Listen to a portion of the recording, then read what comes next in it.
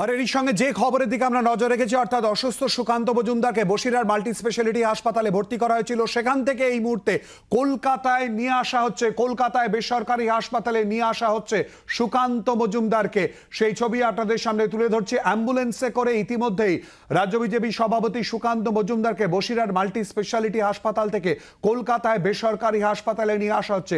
স্ট্রেচারে করে Sukanta মজুমদারকে Basirhat multi speciality হাসপাতাল থেকে বার করে নিয়ে অ্যাম্বুলেন্সে করে নিয়ে আসা হচ্ছে কলকাতায়। জানবো আরো বিস্তারিতভাবে, সঙ্গে রয়েছে আমাদের প্রতিনিধি কমলাক্ষ ভট্টাচার্য।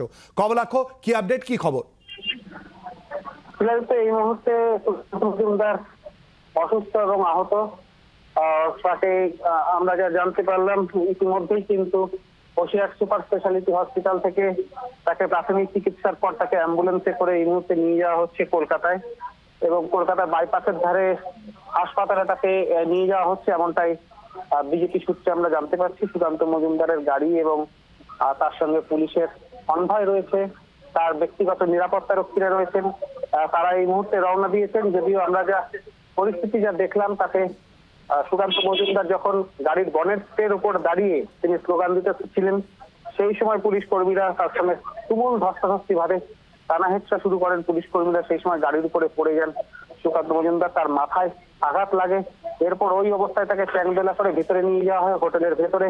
লনে গিয়ে সুকান্ত মজুমদার তিনি অচেতন হয়ে শুয়ে পড়েন এবং তার চোখে মুখে জলের ছিটা দিতে থাকেন জগন্নাথ চট্টোপাধ্যায় থেকে শুরু করে অন্যান্য বিজেপি কর্মীরা। এবং তারপর অসুস্থ সুকান্ত মজুমদার তিনি বলতে থাকেন তার কোমরেও লেগেছে। তাকে সেই সময় পুলিশ কর্মীরা তার গাড়িতে তুলে দেয়, দিয়ে তার সঙ্গে পুলিশ গার্ড দিয়ে তার ব্যক্তিগত নিরাপত্তার উপর তাদেরকে উঠিয়ে সেই গাড়ি নিয়ে সোজা চলে আসে বসিরহাটের এই সুপার স্পেশালিটি হসপিটালে। সেখানে তার প্রাথমিক চিকিৎসা করে এই মুহূর্তে তাকে কলকাতায় নিয়ে যাওয়া হচ্ছে।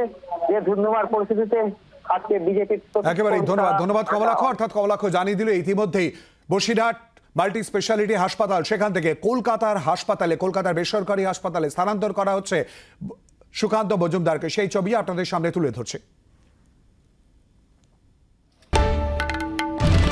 বাংলার আওয়াজ, বাঙালির আবেগ, জি 24 ঘন্টা।